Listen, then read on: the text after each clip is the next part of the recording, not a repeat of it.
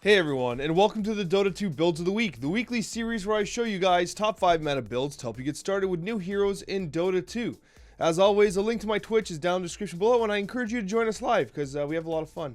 And as always, a link to all the builds we're talking about today are in the description down below as well. That being said, today we're getting started with position 1, Medusa. Medusa's been one of those heroes that has been very consistent throughout the patch, and actually over the last few months as well, even before the patch, and she's been seeing play in the pro meta. She's one of those super ultimate high-end carries that people love to play. She can 1v9, she has a deceptively strong laning stage, and she's a hero that is really dependable, and although she has some major weaknesses, especially when her mana shield is compromised against like the likes of anti-mages and invokers, she tends to be a very strong choice as a carry. Let's get talking about her build. So as I discussed earlier, the major thing with Medusa is that her Mystic Snake really allows her to lane very effectively. It does a tremendous amount of damage, and it provides her with that increased mana gain, which obviously works very well with her mana shield. And that's why you take Mystic Snake and a value point of mana shield early on. With that being said, while you are maxing out your Mystic Snake, you are going to be focusing on getting your split shot done as fast as possible. Why? Because the reduction in kind of reduced damage, or the improvement of its outgoing damage, I should say, allows you to farm increasingly fast. So what you want to do with Medusa is you eventually want to be pushing the lane into the tower, taking the small and mid and the large camp, and then pushing the lane back in the tower, right? You want to be utilizing your ability to take out camps very rapidly to gain an advantage over the offlane and in the general game. That being said, Stone Gaze is usually taken very late when you're ready to start team fighting. If you're in a situation where you're being initiated on or you're involved in team fights, you can actually hold the point and take it earlier. That's no problem. But you'll often see pro players take it a little later because they want to be farming up until this time. Taking early fights in Medusa does not necessarily feel good. With regards to her itemization, there's a couple things I want to make note of. First of all, one Wraith Band is usually enough to kind of solidify the laning stage and allow you to kind of farm a little more effectively. It is very important you go Magic Wand. Now, do not skip the Magic Wand. I see a lot of low MMR Medusas. What they do is they go right into the Treads and Dragonlance. And that's cool because obviously you want Treads Dragonlance. Like that is an impeccably important timing. However, what you need to understand about Magic Wand, specifically for Medusa, is that if she basically gets, she double dips with its value, because not only getting the HP burst, but you're getting the mana burst, and her mana is essentially HP with mana shield. So that is why Magic Wand, especially early on, it really improves her tank ability, because you're double dipping, you're improving her mana shield and her HP at the same time, while getting a little bit of stats to, you know, making use of these two iron branches you bring in the early games. So honestly, it is mandatory you go Magic Wand on her Medusa. You can sell it off later when you 6-slot, but like you really do need it. It is immensely important for her. With that being said, Manta style, she really benefits for obviously from the attack speed, the Manta dodge as well. It allows her to remove silences, it allows her to remove roots, and obviously Scotty, which allows her to man fight, which is exactly what you want. Medusa is a ranged hero, but you often play her like a tank. You often play her on the front line, and she kind of like absorbs all the damage while just being this absolute wrecking force with split shot. And Scotty allows her to lock down enemy targets, improves her HP. Obviously, she just becomes an incredibly tanky hero at that point. And then the last items, depending on the game situation, Daedalus is a good choice. Butterfly, Satanic are great choices. BKB, not as common as Medusa as you might think, but still a valuable choice. Her Ags has kind of gone out of favor a little bit, but it's still good and something worth getting. You're seeing a lot of players recently actually picking up the Bloodthorn thanks to its changes. You get the extra damage, you get the attack speed, you get the intelligence and the mana regeneration, which is fantastic because it again improves mana shield, and it also gives her added magic resistance, which is great because, you know, the tankier she is, the stronger she is. In position 2 mid, Puck's one of those heroes that, while has a lot of mechanical complexity, is an incredibly satisfying hero to play. So if you're looking to challenge yourself, which you must be because you're playing mid anyway, Puck is a great choice because of the mechanical complexity that is present. So if like you come from League, for example, and you're playing mid and you're like, I can press buttons good, Alex, I just want a cool hero to learn, Puck's your guy. So anyways, let's take a look at what Puck does. Now, first of all, the build-up for Puck's a little different because of the mobility of Illusionary Orb, which allows him to kind of basically teleport. You do want that early bottle because it allows you to solidify the runes. And as a Puck, it's not uncommon to see Pucks actually take both runes, the water runes that is. So, you know, Puck is incredibly mobile, so use that to your advantage with your bottle. Right now, the build is double Null Talisman into Brown Boots and a Witchblade because not only gives you the intelligence, it gives you the attack speed, speed, the projectile speed, but obviously the slow and the damage via intelligence with True Strike is really valuable as well. Now, the Blink Dagger is important because as a puck, you want to be a team fight initiator. Basically, what you're doing is it all depends. What you want to usually do is you blink in, you Dream Coil, you Waning Rift, and you Illusionary Orb out, so that, because you're in the middle of the fight, so the enemies go to turn on you, you can basically use Phase Shift, and once Phase Shift is out, you can use your Illusionary Orb to basically escape out of the fight. So there's some mechanical complexity to how you kind of initiate with her, right? You initiate with the blink, you Dream Coil, you Waning Rift, you Phase Shift you Illusionary Orb, you Phase Shift, and then you use your Illusionary Orb to get out. Even me saying it is like I stumbled across it, because like you have to kind of practice in the demo mode the combination, but once you do it, it's incredibly straightforward. I even should say that. No, it's always kind of complicated, but regardless, the build right now, once you get Blink Dagger done, you're looking towards either Kaya Sanj or Ethereal Blade. One of the two, not both. So some players are choosing the E-Blade for that kind of like burst potential. A lot of players want that tank ability and survivability of Kaya Sanj. If you're new to Dota, Kaya Sanj, stick with this item first. It's basically a passive effect, and it increases your sustainability by an incredible amount. Whereas E-Blade, once you get more familiar with the hero, is an item that you can build. Ags is great on her because it basically allows you to pierce BKB with your ultimate. It improves the ultimate overall. It's a great item for puck because Dream Coil is absolutely the it's like the dream, right? It's literally the dream. You dream coil like 5 different heroes, you lock them in place, you stun them, especially once you get the Aghanim Shard, which basically makes Waning Rift push. So the result is that you Dream Coil, you Waning Rift, you push them and you break them, and then you use your Phase Shift and Illusionary Orb to get out. So anyways, and then the extension items, if you're being silenced, you get an Yule Scepter. If you're being, if you're against the Doom, or you're being kind of, Fingered of Death or anything like that, you get a Lincoln Sphere. You generally want a Boots of Travel if you want to be mobile on the map. If you want to right-click more, Power Treads is good, especially if you have a Witch Blade.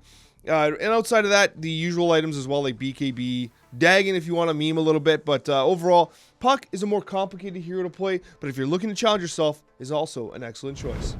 In position 3 offlane, Underlord continues to be one of the highest win rate heroes, but he's like not flashy in any way. He has been one of the most reliable offlane heroes since his inception. He has literally had a mid 50% win rate since his inception, sometimes even going up towards 56. Now, he has seen some changes, right? Some minor adjustments to his ultimate. They changed his ultimate. But now he's a hero that can be played so reliably from the offlane. If you're brand new to Dota and you're like, Alex, I want to play a core role, but I don't really know what's up, and I just want to kind of learn a relatively straightforward hero, Underlord is your boy. And I actually did a full complete beginner's guide on him. It's one of my most popular guides that I've done. I'll link it up above. You definitely got to watch it if you're interested in learning Underlord. With that being said, let's talk about our boy Underlord and his build. So basically, there's a number of different ways to build him. When I play him, depending on the laning situation, I might actually focus on getting Atrophy Aura first. Atrophy Aura actually reduces the last hit and right-click capabilities of an enemy, and it's better early on because it does not impact like Divine Rapiers. It doesn't kind of impact the bonus damage, just the base damage. So a 35% base damage reduction makes last hitting very, very hard. So often right now I have it set so if you're new to the game, you go level 1 Firestorm, Atrophy Aura, level 3 Firestorm, Atrophy Aura. But in some games, like if I'm against a guy who I think I can bully in the lane and completely shut down, I'll actually go Atrophy Aura first and focus on leveling it first and actually push my Pit of Malice back so that I can actually ensure that I dominate last hits, deny everything, and basically make it so there's a huge differential between his last hit ability and my last hit ability. Because with Atrophy Aura, I'm doing more damage, he's doing less damage, which makes it so much easier for me to trade and deny. So that's something very important to understand. With that being said, the skill build is super, super flexible, but if you're not sure what to do, this is a good starting point. Fiend's Gate you can take early, like at level 6 if you want. If you're super low on regen and you need to go back to get mana and HP, you basically put it outside your fountain, you go back, and you pop right back into lane. It is super valuable in that sense, so it is a really cool ability. Anybody can use it, even the enemy team can actually use your portals, which I don't think they even realize. I have not seen anyone try to use it, but anyways, it can be used as an escape, it can be used as an initiation. It's really cool. Regardless, let's talk about his ability. So I want to talk about his talents first because his talents are a little unique. There's two literally opposite paths to take, okay? So if you want to build Firestorm with his shard, okay, what you're going to do is you're going to build across these talents here. The reason for this is because with Firestorm, once you get the improved radius and the cooldown and the extra burn damage with the Aghanim Shard, it almost has constant uptime. You could literally just double tap Q, cast it on yourself almost all the time, and it has almost constant uptime. So it's really annoying. It's amazing for high ground defense. It becomes an amazing ability that does way more damage than people realize. The other side to this is if you want to be a tanky boy, like let's say you have a Drow and Medusa, like something crazy like greedy. You want to be more of like, you're like, I'm the frontliner, I'm the tanky boy. So what you got to do is you got to build the armor, the Pit of Malice to help control and zone off areas. And then you actually take the Atrophy Aura damage reduction so people do less damage at outgoing. And you're going to kind of take the Atrophy Aura allied hero bonus to let your right clickers do more damage as well. So that's kind of what you want to do with Underlord. So if you have if you want to be more of like a defender, high ground defender, deep pusher, you go these talents. If you need to be the tanky boy that takes all the damage for the team because everyone else is greedy as hell, you take these talents, okay? Now, the build-up is relatively straightforward for Underlord. You're doing Vanguard into Soul Ring Brown Boots. With that being said, you can even go the Ring of Health of the Vanguard into the Soul Ring if you wish. I often do this because you get that added HP regen and then finish the Vanguard because Soul Ring's super valuable. He does not have much mana, so you run out of mana near instantly. And then from there, Arcane Boots into Crimson Guard and Pipe of Insight. With that being said, you can also go, I don't have them here, but if you need to be the tanky boy and you need additional armor, Phase Boots are also a choice as well. But I like the idea of going Guardian Greaves later. It really does help Underlord, and it's a really straightforward kind of path for a beginner. It's a greedy item. Recipe's incredibly expensive, but it is still incredibly valuable. With that being said, right, Crimson Guard if you're against physical damage, Pipe of Insight if you're against magical damage, and you want to end the game with an Assault Cuirass. Again, this is like an aura building type style of game.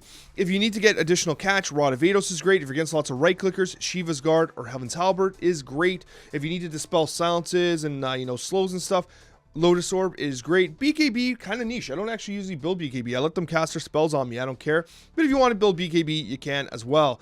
There's also a note we're saying is that I've also seen some pros actually building things like Echo Saber on Underlord to utilize Atrophy Aura and be more of a right clicker. So that is also an option as well. Let's talk about position 4, soft support. One of the most versatile supports in the game, Shadow Shaman. And the wonderful thing about Shadow Shaman is that he can be played pretty much in either position 4 or 5. I mean, I've even seen him mid as well. The argument can be made that he's a better position 4 because he benefits from the Blink Dagger, he benefits from the Aghanim Scepter. There's different items that he really loves to have. Even if you get Refresher Orb, oh my god, you just delete an entire base.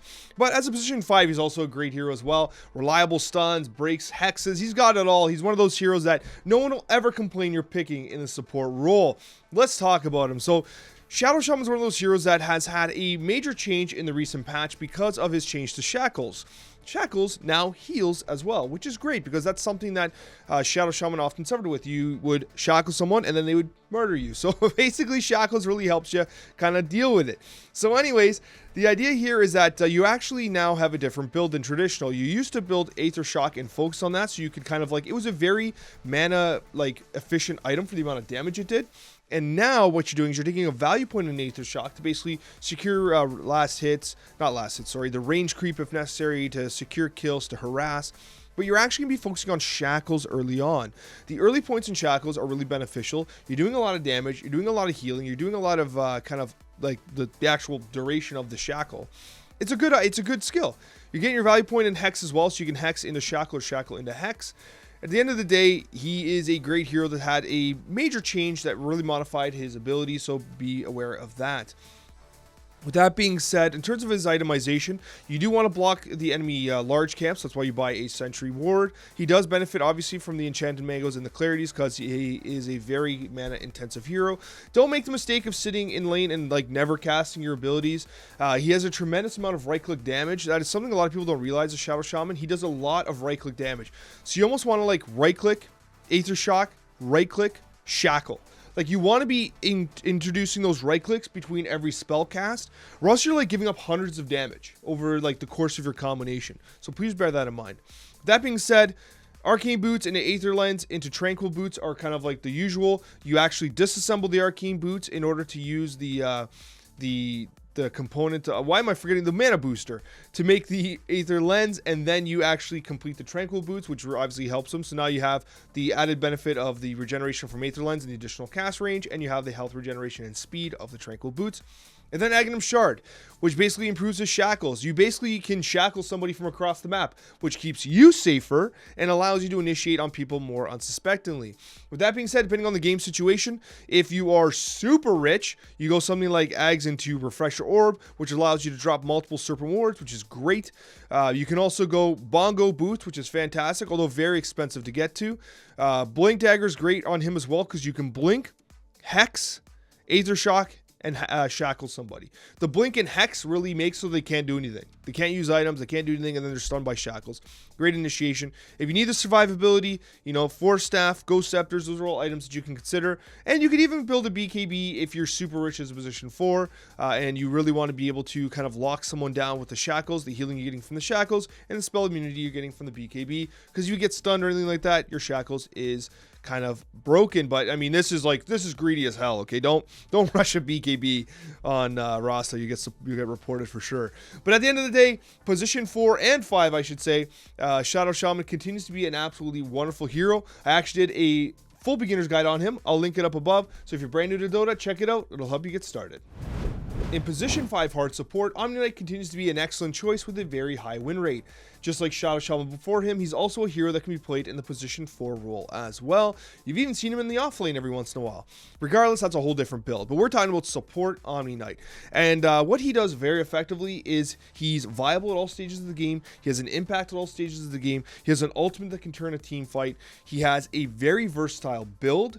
And we're going to talk about that right now. So basically, in terms of his skills, the skills are relatively straightforward. You're taking a value point in Hammer of Purity, Purification, and 1 point of Heavenly Grace. You want the Dispel, you want that added kind of HP regen and strength, so you take a value point at level 4 in the event that you need to save or dispel your ally.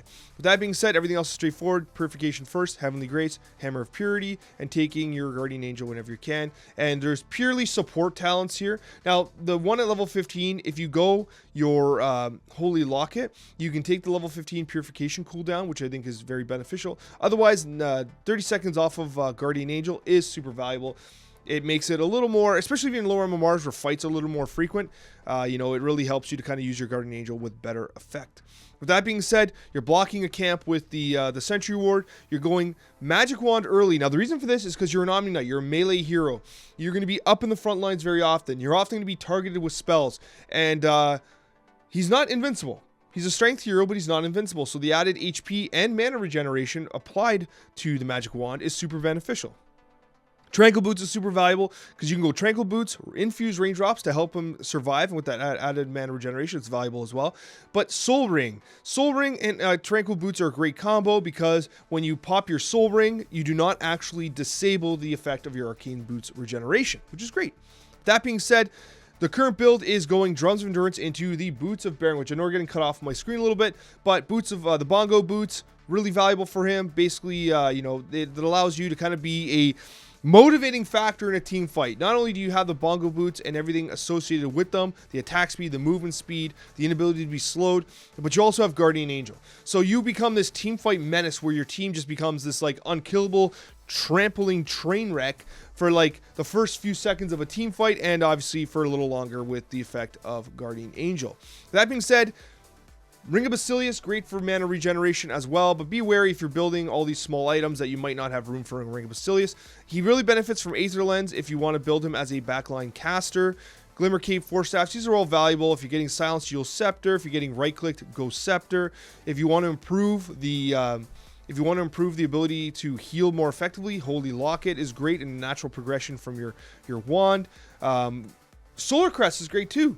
Solar Crest is a great item, although you do benefit from the armor from being a melee hero. If you've built something like an Aether Lens, Solar Crest does kind of give you some added benefit of improving your position 1 or 2, while being relatively safe in the back line. So he's really beneficial in that case as well. And also Wraith Pact is a kind of an item that a lot of people aren't really considering, but on someone like Omniknight, who's a strength-based support who can benefit from the auras, this is a good item on him. And honestly, it creates a situation where the enemies have to deal with this Wraith Pact, the totem. They have to kill this totem. And of course, Vlad's aura on someone like an Omniknight is pretty valuable because it has a very large radius, and your strength hero is pretty tanky as long as you itemize correctly. But once again, now this is really expensive, but if you get to it, it's a cool item.